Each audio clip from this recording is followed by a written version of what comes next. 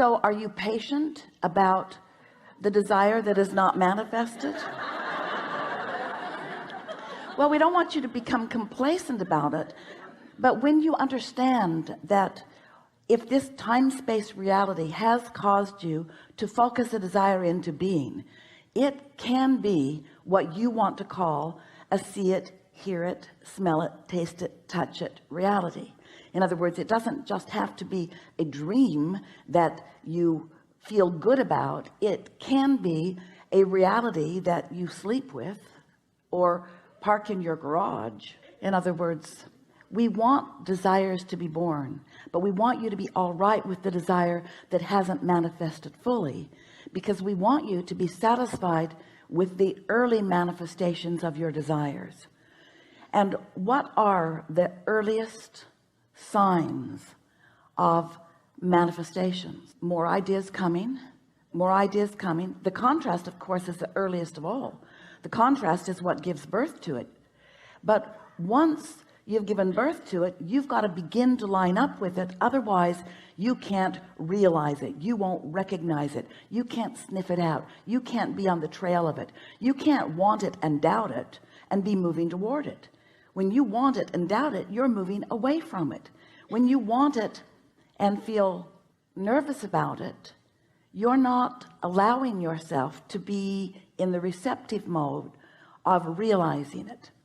And the reason that that word realize is such a good word is because your path is being revealed to you all the time. In other words, the source within you knows what you've asked for and knows where you stand in relationship to what you've asked for, and is giving you continual guidance about how to close that gap between the wanting it and the full realization of it. You have come into these physical bodies because you expected full realization of ideas. That's why it is a time and space reality. That's why you have these physical senses to translate the realism into its fullest form. So when a vibration is translated by you, the first thing that happens is you'll have a thought about it, and in the moment that the thought comes, you'll have an emotional manifestation, which is the indicator of how on pitch you are vibrationally with your desire. So when you got here, your physical senses were working so well, you didn't even realize that you were an expert vibrational translator. You just thought that you were seeing and hearing and smelling and tasting and touching. You didn't realize that you were translating vibration into a reality. You are a vibrational being who has the ability to control your vibrational output through focus, and that when you control your vibrational output, you also control what comes into you in terms of a realized life. Because the law of attraction, the most powerful law in the universe, really the one we talk about mostly, says that whatever you are vibrationally emitting is what is coming back to you. Because in your emanation, you set a vibration that equals your receiving. Now, we have not said that to you before. Do you know that you set your receptive mode by your transmission mode? What you focus on is how you focus your dial. So you can't be saying one thing and getting another. You can't be thinking one thing and getting another. You can't be feeling one thing and getting another. The universe does not hear your words. The universe is responding to your vibrational output.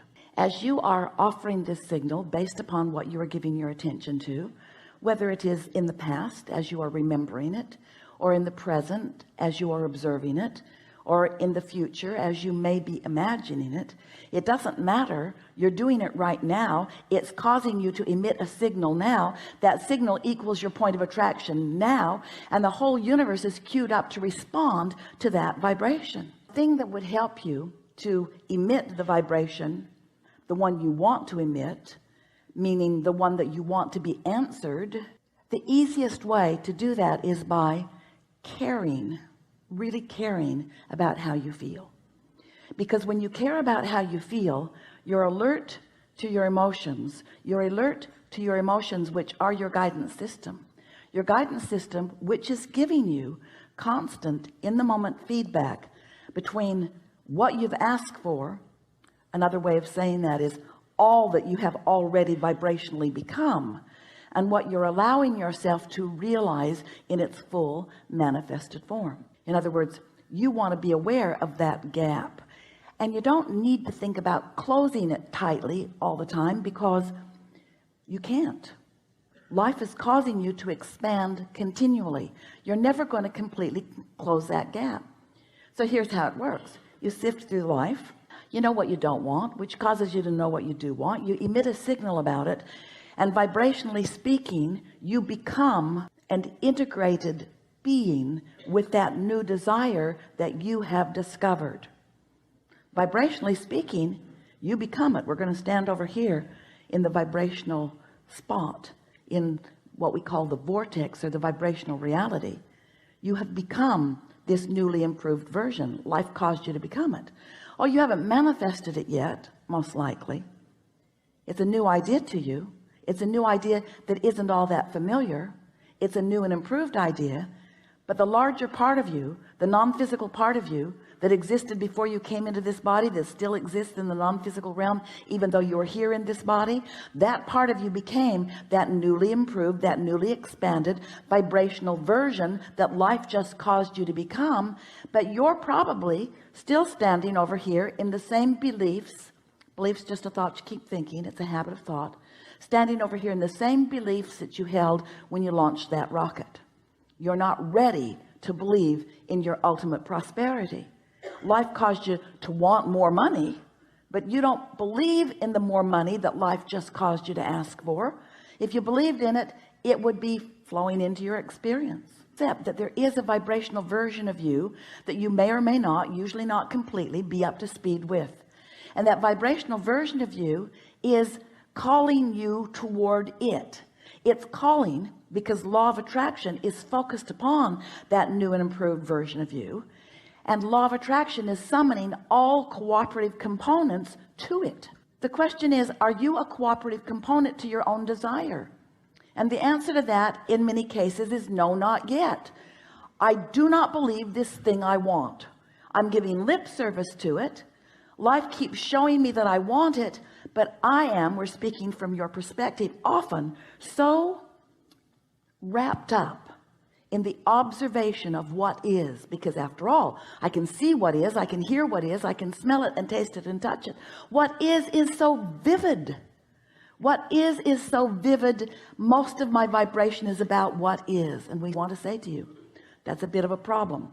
Because if what is so vivid, you give your attention only to what is can't change much. It's slow going. Have you noticed? So you've got to let go of what is a bit. You've got to stop telling it like it is and begin telling it as you want it to be. You've got to lighten up. You've got to stop defending what is as if there is someone standing there saying, why is that? How'd you get there? What are you doing there? What are you doing? What are you doing? Why did you do that? Why aren't you further down the road? You've heard those questions, and you've developed a pattern of answering them that comes out in your personality, like defending yourself, or like justifying yourself, or like rationalizing. And we want you to cut that out, because every minute you spend in defense is a moment in resistance, not in allowing. It's in resistance, not in receiving. It's in resistance to the path that is calling you, and that's why you feel negative emotion. So some things you want to know. First, if the path were not calling you, you would never feel resistance.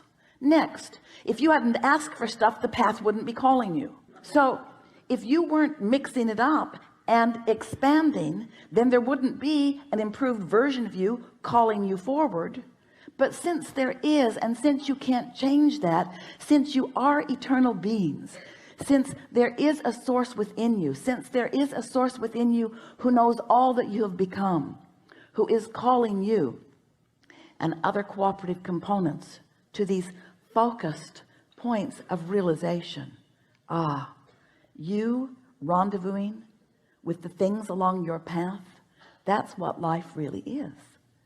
You see, it's not just the final destination that you're rendezvousing with.